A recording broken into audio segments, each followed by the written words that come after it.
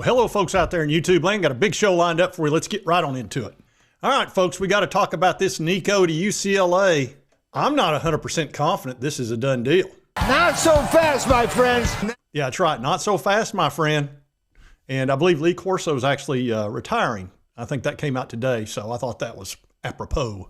Yep, there's a new report that says the Nico Iamaleava deal to UCLA is not a done deal yet. And we know Colin Cowherd came out and said that it was a done deal and they're just working out the details. You sure about that? I don't think he had that quite right.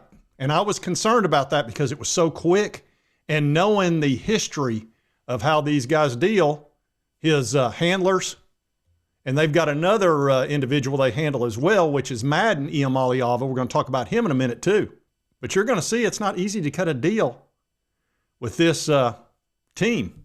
And it says here, an unnamed UCLA source told Chris Lowe, we'll see if it gets worked out. Question mark on that one. Another unnamed source told Lowe that UCLA is content to sit tight while Iamaleava explores his options. So what that tells me is they've made him an offer and they're going, well, we don't know if we can do that, but we're interested. And they're going, well, this offer's here for you, but it's not forever. And they're going around trying to see if they can get some good money. That would be my guess. In the meantime, the guy they brought in for $1 million, Joey Aguilar, who came out of Appalachian State, very good quarterback, he didn't know what to do. You imagine how ticked off he is right now? He's been there for 4 months, getting all set up, went through spring, all that. They paid him $1 million, and now he's going, I may be on the bench. That's no bueno. But Nico's team is saying, well, Tennessee's offense wasn't very good, and that was really the problem. It's not about the money. Oh, no, not about the money. Really? And everybody's talking about this. I mean, everybody. And the first person I wanted to check on was Locked On UCLA because, this directly affects UCLA, and this guy covers them every day. Like, are you serious, man? Nico Iamaleava to UCLA. What? He's pretty close on that pronunciation, so he's getting ready. It's not an easy name. It takes a little bit of time. Iamaleava, he's real close, though. Or maybe I'm just a little bit off. Could be. And then apparently reported by Colin Cowherd with his sources that Nico and Nick, the family, whatever it might be, it's not about the money. It's about the offense. Okay, the Tennessee offense that's been rolling in the last couple of years. And then you've got UCLA with a newer offensive coordinator, unproven offensive lineman, whatever. Nico is coming to UCLA. The top dog in the spring window, a shocking turn of events, an absolutely shocking turn of events that it's gone from, oh, UCLA's in on this kid. Okay, it seems like they're just taking a whiff. Okay, UCLA is like the only option. Then, when you're reading from 24/7 Sports and On3, UCLA and Nico weren't really close. They already have a transfer quarterback in their system taking spring reps, and now he has to start, Joey Aguilar that is, has to start taking phone calls elsewhere. So Nico, who is getting this spot because it's open because his brother flipped to Arkansas,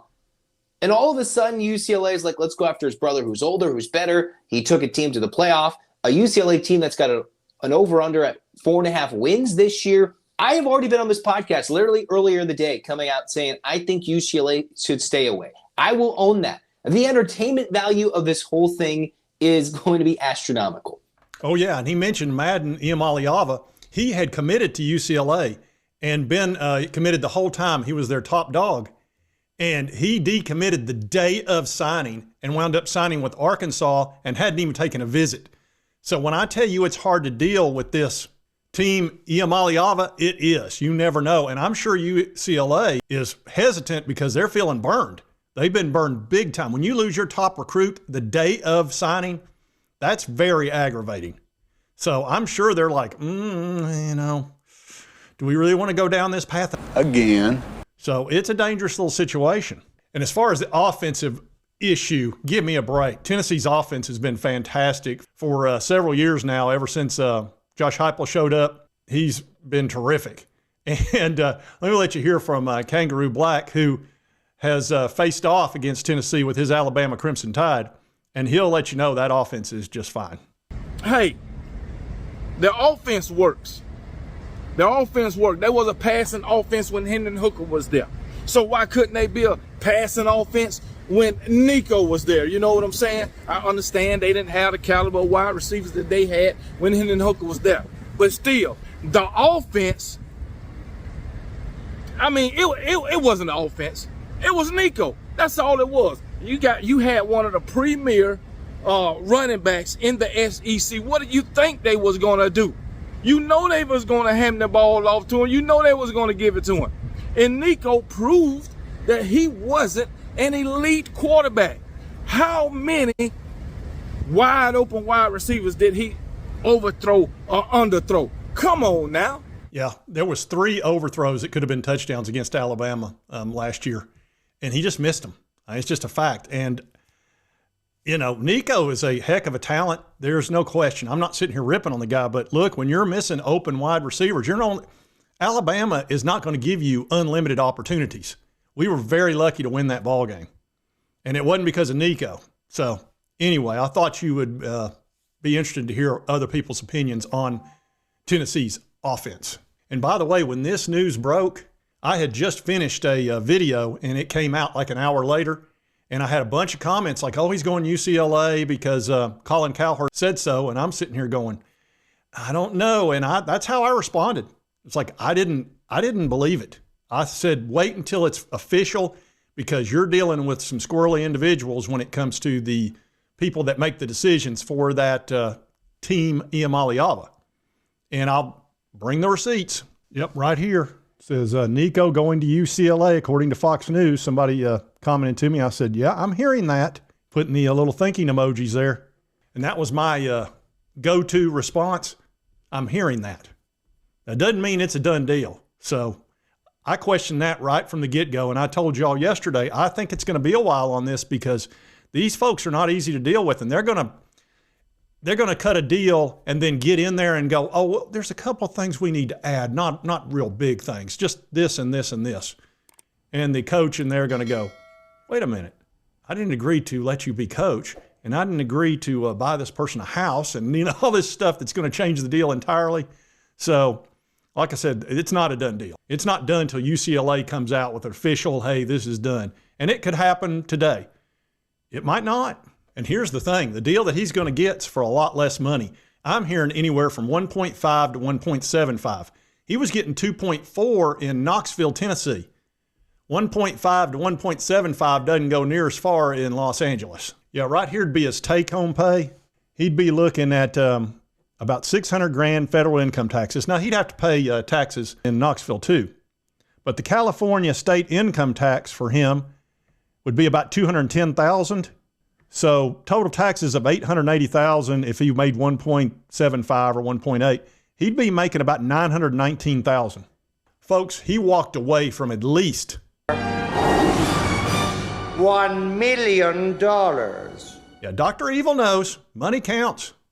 He's walked away from $1 million.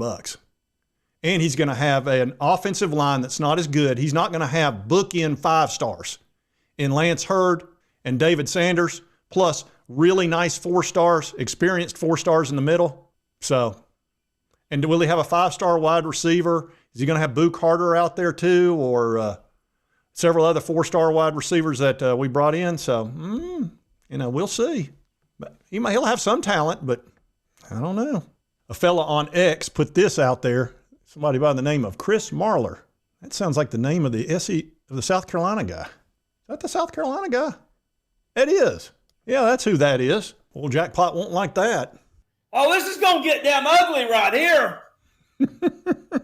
Anyway, here's Josh Heupel's production of Heupel's quarterbacks from 17 through 23, and then Nico's. Points per game, 40 points per game prior to Nico, 35 with Nico. Yards per play, almost an extra yard. Yards per attempt, an extra yard. QBR, 7 points higher. TDs, 29.7 versus 19. Yards, 3,200 yards versus 2,600. Rating was about 20 points higher. So, yeah, it's not Josh Heupel. Let's go ahead and tell you. And in Nico's defense, he was a redshirt freshman. Look, he was kind of set up to have a really good year this year. He didn't have a bad year. I'm not getting on the guy, but he was a freshman. So he walked away from a good situation. He's leaving $1 million on the table, and he's hurt his reputation badly. You blew it! And that's unfortunate. It is. He needs a PR person to help him right now. And I don't know that he'd even be allowed to do anything like that, but it would help. And of course, Tennessee's out there trying to find a quarterback. They've been looking in the Big 12. I know they're trying to get a fellow by the name of Rocco Becht, who's out of Iowa State, a really good quarterback. Heck, they might even take a look at the guy that North Carolina's after, that Geo guy.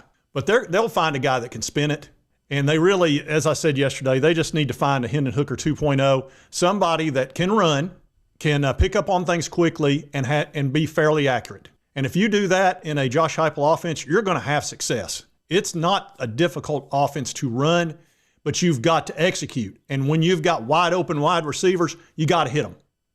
You know, at least on a good percentage, you can't miss 3 in a row in one half. I mean, that Alabama game almost, I was like, man, I don't know if it's going to work out or not. And that's a game that we had an opportunity to really blow out against a quality club. I mean, Alabama has been a nightmare for us for almost 2 decades. And we've won 2 out of the last 3, which is just awesome. And we finally beat Saban. I'm so glad we got a win against him before he retired, because he'd had our number for a long time. Well, he had everybody's number, so what the crap. But anyway, this is an iffy deal, and I'm not a bit surprised by it. You shouldn't be either. And shout out to Matt Be Great, who put this out on X, and this has gotten a ton of views, like 173,000. For some reason, he thinks Josh Heupel looks like Bobby Hill. I'm not seeing it. Damn it, Bobby, this just ain't right. You deserve better than this. Yeah, maybe just a little bit. And if you like this video, be sure to hit that thumbs up button. Helps me out. And also, if you've not subscribed, boom, boom, boom, hit this little button right here. Won't cost you a dime. It'll help you get my videos.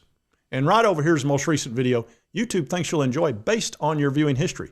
We'll see you next time on Sports Talk Jay. Jerry, you better yell! Show me